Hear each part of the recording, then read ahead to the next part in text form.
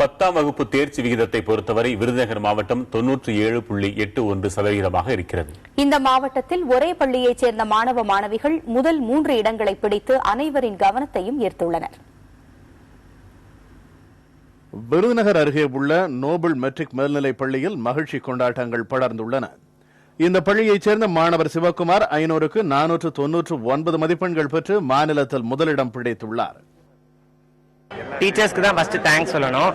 அப்புறம் பேரண்ட்ஸ்க்கு hard work பண்ணோம். டீச்சர்ஸ் எங்களுக்கு மேல ஹார்ட் ஒர்க் பண்ணாங்க. அவங்க நல்லா மோட்டிவேட் பண்ணாங்க.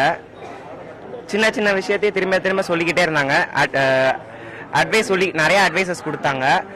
எல்லாமே எழுதி பிராக்டிஸ் பண்ணோம். எல்லாம் எழுதி பிராக்டிஸ் பண்ணோம். திரும்பி எழுதி பிராக்டிஸ் பண்ணோம். அதனால தான் 499 வாங்கணும். என் ஆம்பிஷன் வந்து CA ஆகணும். அதுக்கு நான் 11th 12th commerce accountancy group எடுக்க போறேன். 12th ஸ்டேட் ரேங்க் எடுப்பேன்.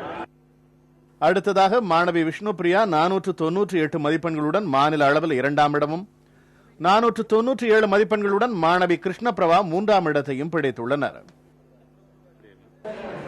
I scored 498 in 10th public examination, 99 in Tamil, 99 in English, centum in other 3 subjects. I like to take Biomax group in +1 and I like to score nice mark in +2 examination and I like to become a doctor. I worked hard to achieve this. I am very happy.